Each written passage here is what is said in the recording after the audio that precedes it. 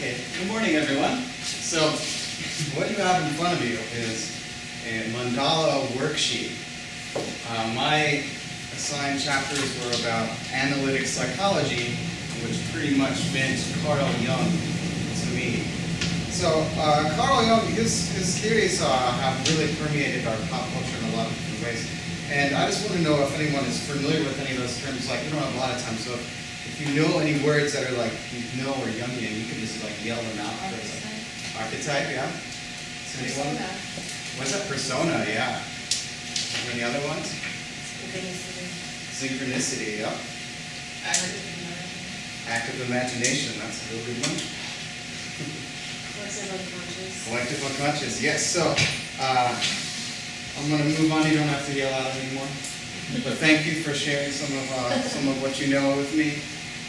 And so, I'm going to explain my mandala. It's actually a worksheet that we're going to help fill out together. So I'm going to start with the key. The key is right in the center, and it says underneath of it, synchronicity. Because I personally found it very synchronous that Jungian works in all these dualities, and that we actually have a right part of our brain, a left part of our brain, and this magical middle section called the corpus callosum, and that connects those two. And so I thought that would be a good way to bring all of his concepts into life.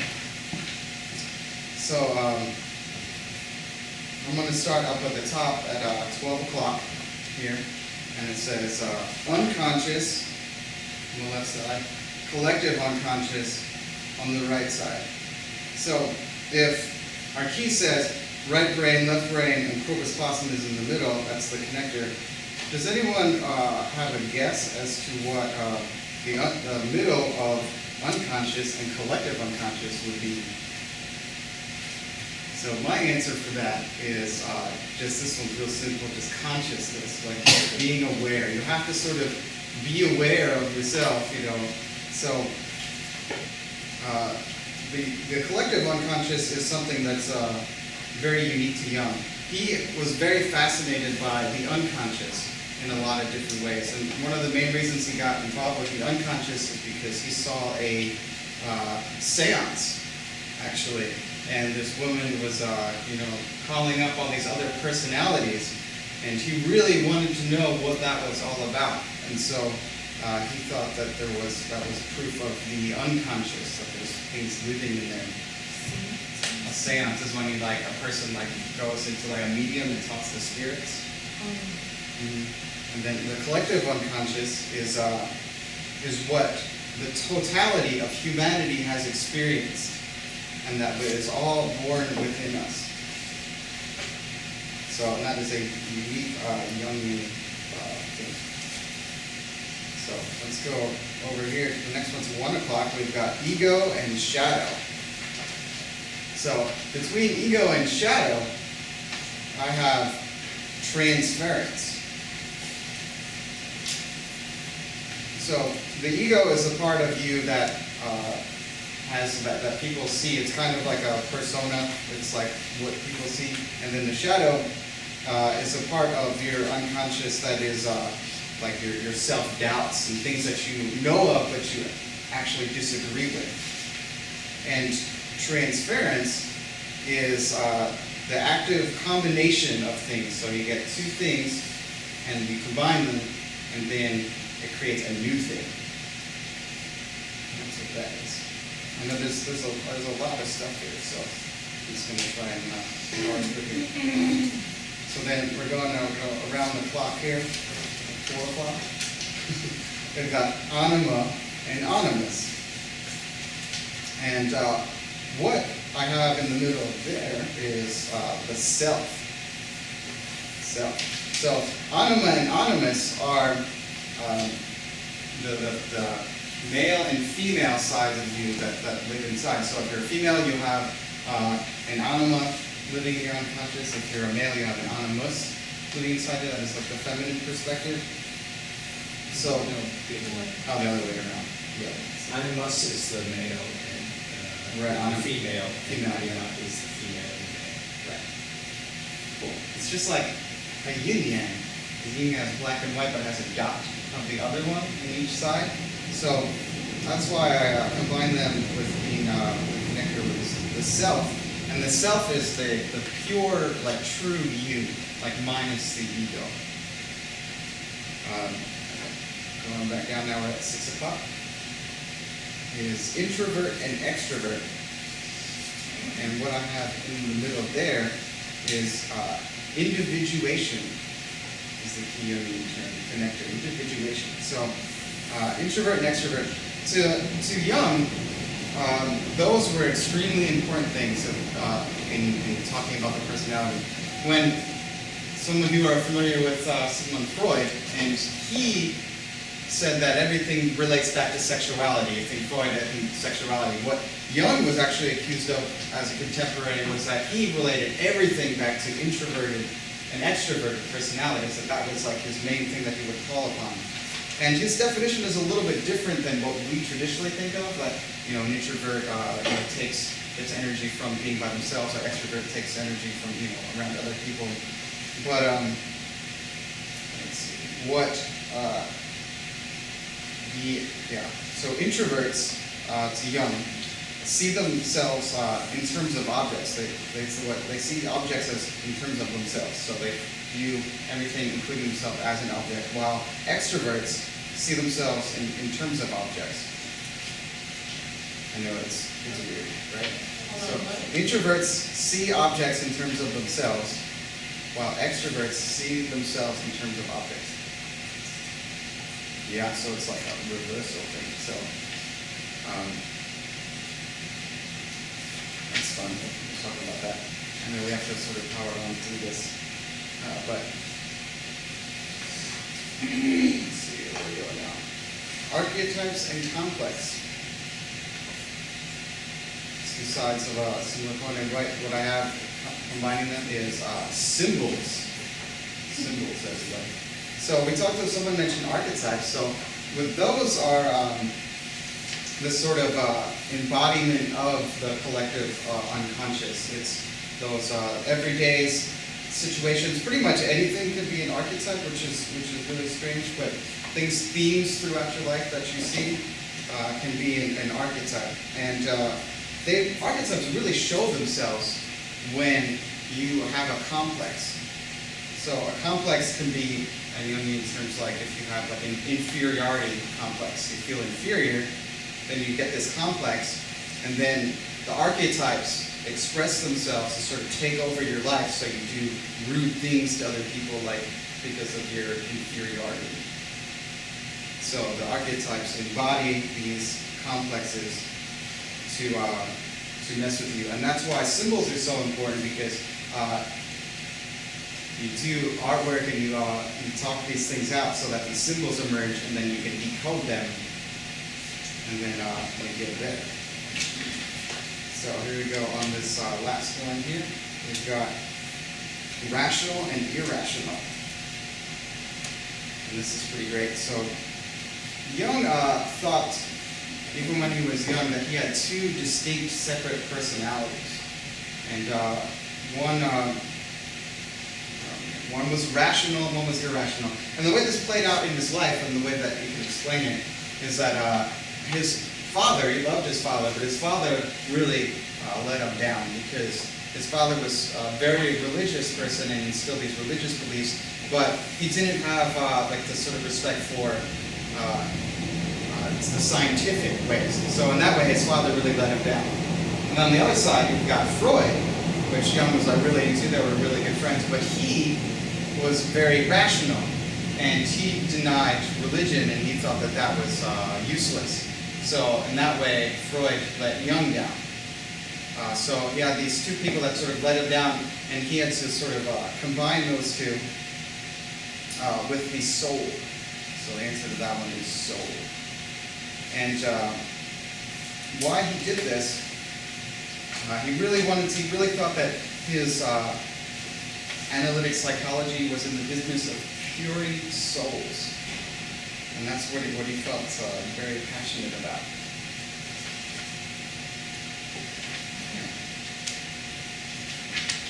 We kind of flew through that, and was really frustrating about doing all this research is that there's just so much. There's so much, and you can never really get enough because everyone has. I explain to you the way that I understand them, but other people understand them in different ways and use them in different ways, and all of this stuff. So I think we're going to do a little experiential right now, and we're going to have a conversation. We're going to maybe clear up some of these things. Take the moment for that to go on. Maybe you turn off the lights too.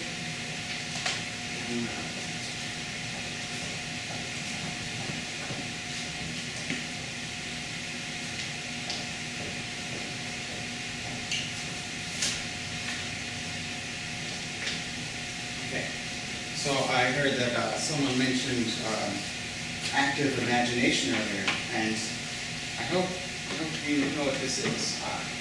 For that person, and I'm going to explain it to everyone else. Active imagination is the way to sort of, it amplifies our ideas and our creativity. And we're really going to need to amplify our imagination right now because we are going to travel into the Participation Mystique.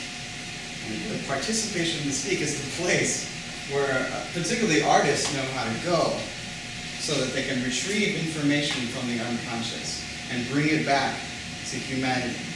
So, what I need everyone to do right now is put on their active imagination hats. You can even put them on if you want. Put on your active imagination hats. And then point your imagination at the screen. And start actively imagining really hard. Okay? Keep going. It's not working yet. So you keep imagining. Okay? Starting to get there. Everyone imagine really hard. Keep going. Imagine it. It's working. Don't give up. Don't stop.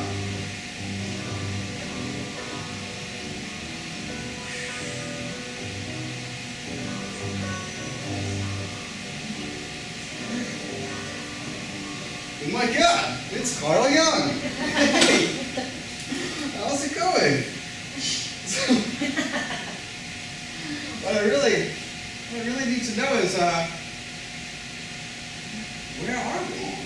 Despite the fact we call measuring, it is a manifestation of something. And that is a reality, that is just a reality. Yeah, so this is a reality. We've manifested this real place. This is pretty awesome. So I was hoping maybe you could tell me a little bit about this fantasy we're all participating in. I mean, it's pretty amazing, Carl. Maybe you could share your thoughts about When you it. observe the world, you see people, you see houses, you see the sky, you see tangible objects.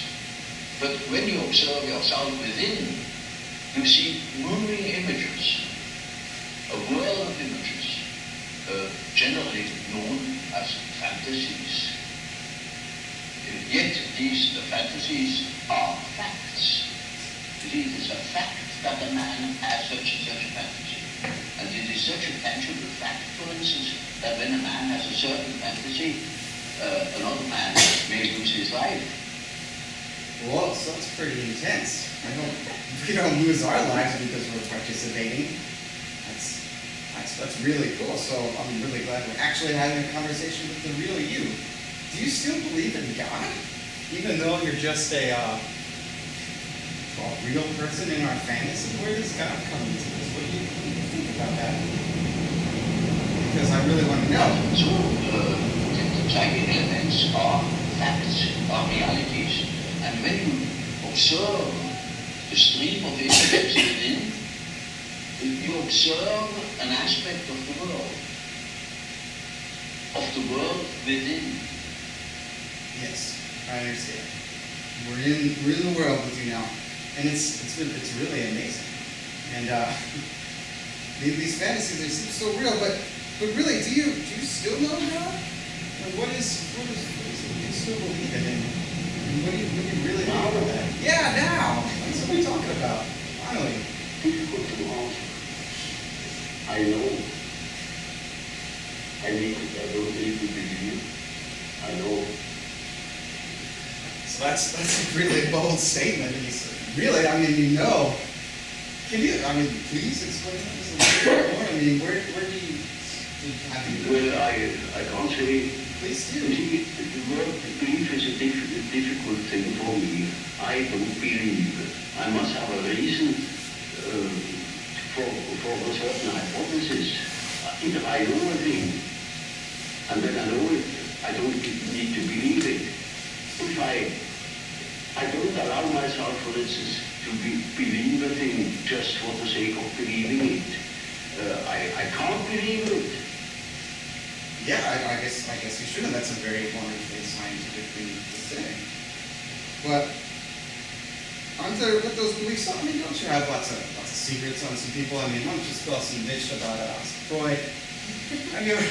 What were his dreams? You talked to him? I know you've had playing around the side. Well, it's rather indiscreet to ask, you know, there is such a thing as a professional skill. Okay. Well, then moving on. Well, what do you think about, humanity? Where are we going today? What do we do? We're all in school. Should we keep studying the psyche? And what's really the point of all this? Maybe you could tell us, from the Mystique. Man doesn't stand forever in his nullification. Once there will be a reaction, and I see it setting in. When I think of my patients, they all seek their own existence, and to assure their existence against that complete atomization into nothingness or into meaninglessness. Man cannot stand a meaningless life. We need more understanding of human nature, because the only real danger that exists is man himself. Wow. He is the great danger. And we are pitifully unaware. We know nothing of man. Part of it. This psyche should be studied. We are the origin of all coming evil. So it's a little depressing, Carl. But I think we could agree that I want to learn more, and I think I want to go into the participation mystique. I want to ask you some questions.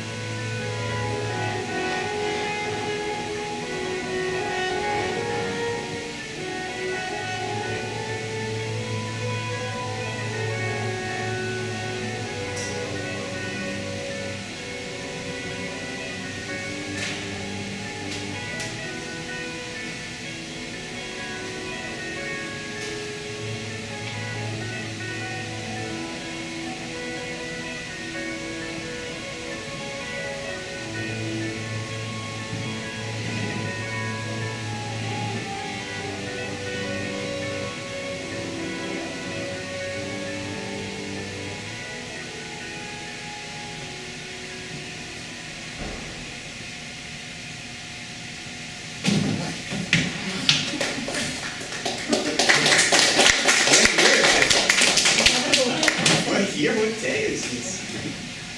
I've been gone for 1,000 years. We've had some deep conversations. And I'm pretty much an expert in analytic psychology now. So, does anyone have any questions? I'm sure I could probably answer anything about